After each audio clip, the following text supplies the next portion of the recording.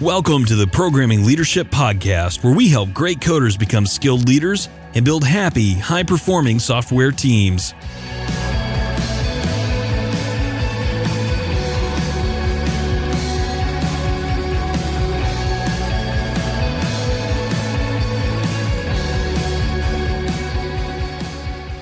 Hi, I'm Marcus. Welcome to the show. Today I want to talk about motivation, a complicated topic, an emotional topic. And I know that because this is my 7th take at this podcast, trying to make sense of it in a way that's coherent. And I finally think after 7 attempts, maybe I'm just going to keep this really short and sweet for you. All right? What motivates your programmers? Do you ever wonder that? I did. They're already motivated. It is not a quantity problem. That is, if you look at your programmers and think they're not motivated, that's like saying the glass is empty. That's actually not the case. These people came to you motivated the first day you hired them. Guaranteed, or you wouldn't have hired them. Before they came to you, they had spent years or decades practicing, learning, going to college, reading books, reading Hacker News, studying, doing side projects. They had spent decades honing their craft. They are absolutely motivated. Software engineers love writing programs, and they love the work they're doing. I don't know any of them who would say, well, you know, my real love is accounting, but I fell into software, and so now I'm here. I just don't know those people. They got out of it. Software engineering happens to be a field that attracts people naturally who are motivated, who want to and have developed good working relationships with their compiler, who then have invested years in school, in books, in training, in learning, in practice, and now they come to you and they are so excited. And my guess is, if we look at LinkedIn's 2017 study about turnover, we can see that when they came to you, they were coming to you hoping to do big things. They were coming to you hoping to make a big difference, to have a big challenge. And yet, we oftentimes take these people who want a big challenge, who hope that they can bring their whole brain and their whole heart to work, and they're so motivated. And oftentimes we put them in a system that demotivates them, okay? And what it does, I think, is it does not decrease the quantity of their motivation, because I don't think it's a quantity problem. I think it shifts their motivation. Let me pause and thank today's sponsor, GitPrime. GitPrime's platform allows you unprecedented visibility into your development team. For too many years, I've had to guess at the status of projects without any real data to make decisions from. Oh, I have tried everything. Story points, velocity, burn down charts, burn up charts, you name it, I've tried it. Worse yet, I've made the mistake of promising my boss when something would be done, only to be disappointed. When I dug into things with my team, I was always surprised between what the charts show and what's actually happening.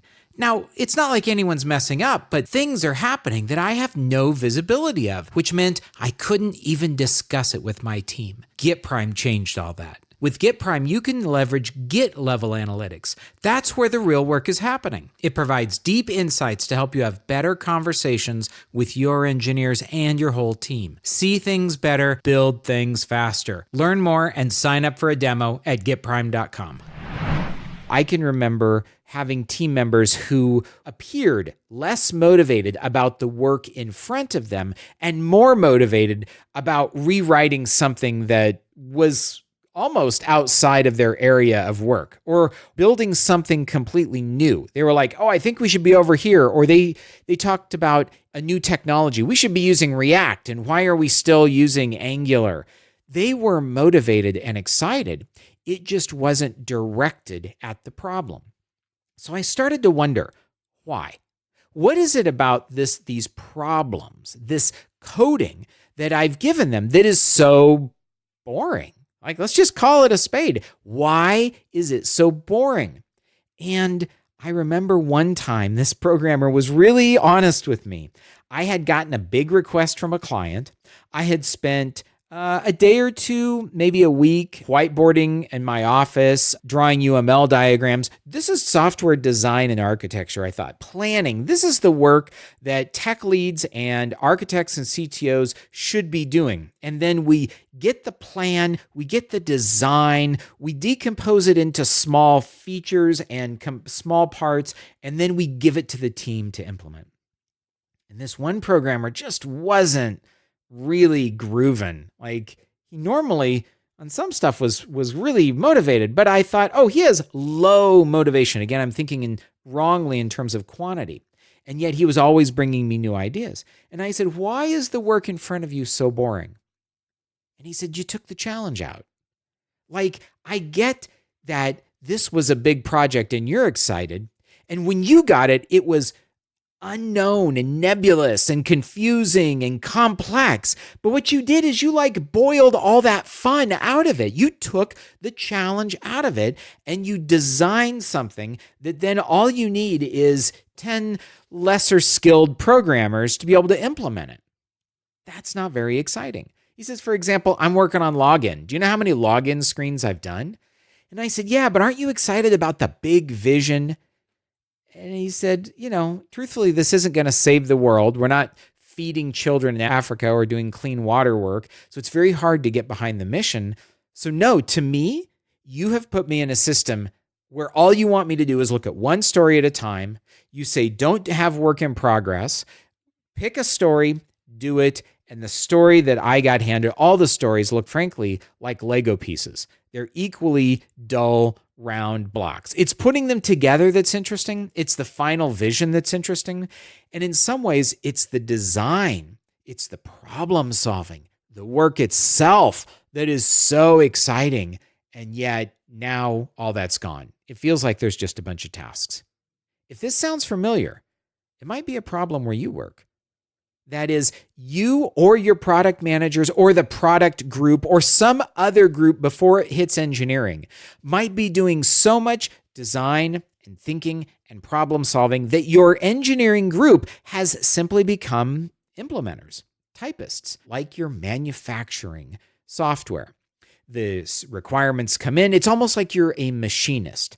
Instead of solving problems about how to build something, for example, let's take a machinery example. Imagine you were a welder, and imagine you were asked by a client, you have all this welding equipment. Imagine that somebody says, I'd like you to build a trailer. Well, great. You're going to draw up the plans. You're going to do some CAD work. You're going to hit the requirements for cost and size and length and number of axles and all the other stuff. And then you're going to go out and you're going to plan your work and you're going to build and fabricate this trailer. You're going to weld it. You're going to attach the sides, the wheels. To you, it's a whole thing. And it's a wonderful thing. It's a problem. Build a trailer. Maybe you've built a lot of them, so you kind of have some templates, but you still start with almost nothing and problem solve and decompose, break it down, sequence the steps, and at the end, boom, what do you have? You have a trailer. You could imagine, though, a trailer manufacturing company would have a department that drew the plans, a department that ordered the materials, an assembly line that sequenced the work, that moved it through along a series of low-skilled laborers who knew how to weld or attach a wheel or tighten a bolt. And then they would do their job. And none of those people may appear to be very motivated. This is sort of the old Taylorism industrial revolution approach to how things get built. It's manufacturing, and it's the assembly line. And it works really well when you have a lot of unskilled or low-skilled labor, and you need something that's incredibly repeatable. Like, of course, Henry Ford's cars, right? They went from, half a day or a day assembly time on a car down to an hour or maybe 90 minutes. That sounds pretty incredible, but of course, they were always building the same thing. And you know that there's very little problem solving in that. The problems got solved by the industrial designer, the sequencing and the decomposition of the problem, creating all the stations, figuring out the most effective way things should work, and really treating people like cogs. And so in this case, they might have gotten some motivation out of the work itself. But my guess is that your programmers might be feeling a little bit trapped on an assembly line if they're exhibiting low motivation for the work you have for them to do. Now, I'd like to propose that this is an area you could, I'm going to really propose something crazy. Maybe you could talk about it with them. Maybe you could look at the whole way that a big, crazy idea comes from a client or a business unit, and you could say, where does the design, where does the complexity get drained out of it? Where does it turn into tasks?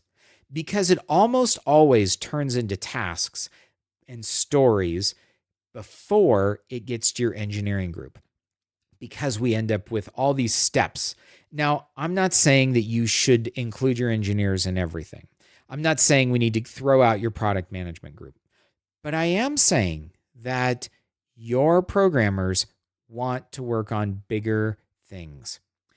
And my guess is if you asked them, some of them at least, might feel like the tasks that we're given feel very much like tasks. Like I've heard programmers tell me it feels like we're on a gerbil wheel, right? There's just a never-ending litany of tasks and things to do. So why wouldn't they quit? Why would they do them at all if it's this awful? Have you ever noticed that programmers are always bringing new technologies to you? They're always bringing new databases and architectures and languages and platforms and tools. They've got all this other stuff and they want to apply it. This is how they bring motivation to the work they have. Unfortunately, a lot of it is not necessary. And so it's not welcome by you, by the management, by the business unit, even by the customer. In fact, I've had so many customers tell me, why did you guys change that? It was working fine before, and now it works different. And it seems like it's different just for the sake of being different. And I attribute that to programmers and designers who get a little bit bored with their work. And so they say, you know what will make it exciting for me? You know what will keep me here longer? You know what will keep me from, pulling my hair out is if I can find a way to be motivated about this work. And what would motivate me is if I can learn something new, if I can try something out, if I can apply something that I've been tinkering with at home. That is exciting to me. And when that happens, unfortunately, it oftentimes doesn't really align with the business goals, doesn't align with the business needs, and it makes software more complicated, more expensive, harder to maintain, harder to deploy, all that other stuff. And at the end of the day, customers are scratching their heads going, why was this change necessary?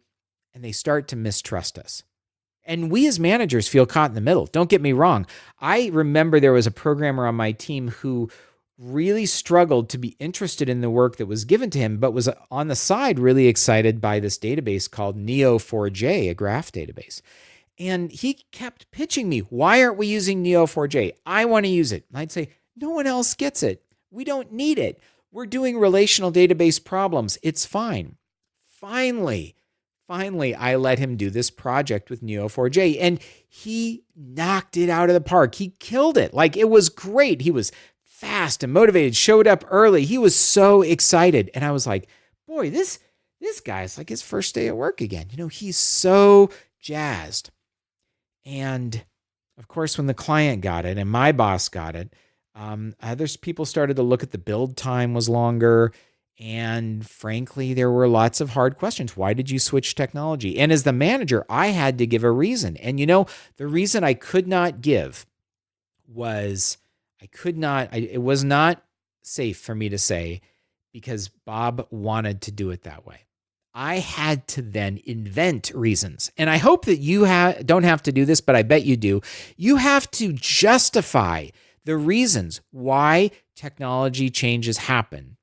Sometimes only so that we keep our people motivated. After all, how many login screens can we create? How many database reports, can we imagine people are going to create and still be interested? And so it's almost like we turn a blind eye to that bad business decision to use a different technology that no one else on the team uses, or to make a change just for change's sake. And we think, well, you know what? If we don't give those programmers something, they're going to leave. And if they leave, then we're double screwed. So we give them little bites here and there, and we cover it up with rationalizations about technology benefits. But I'll be honest, I think 99% of the time that happens, it's not that the programmers are trying to solve a business problem. It's that the stuff we give them is really dull. And I think it's kind of sad because programming is exciting work. No. Let me scratch that. Typing is dull. Programming at times is dull. Problem solving is exciting. Problem solving is what we all want to do. So I'd like to challenge you to take time and talk with your team about their motivation. Do not make this mistake and ask, what motivates you?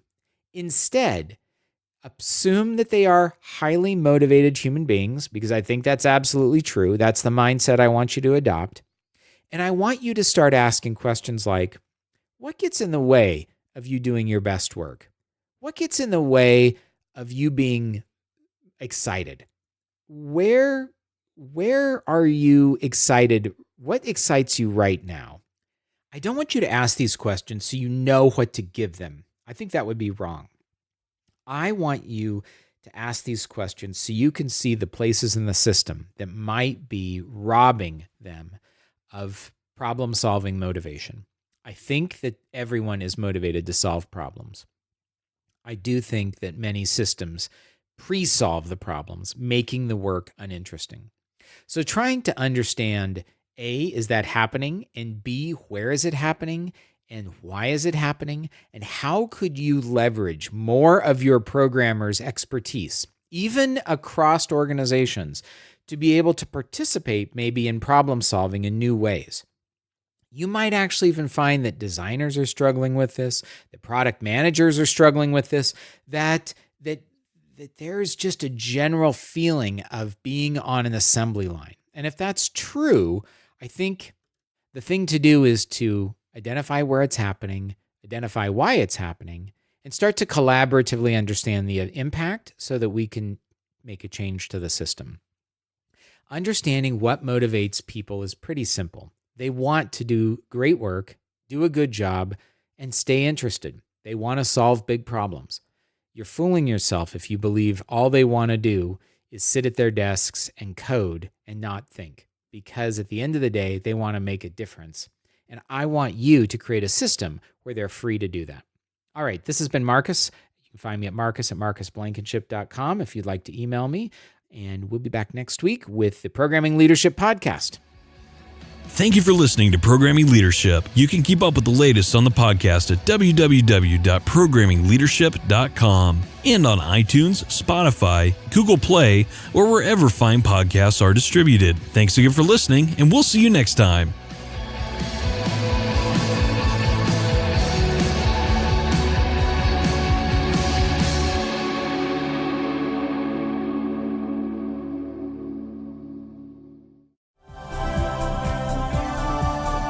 This has been a Humble Pod production. Stay humble.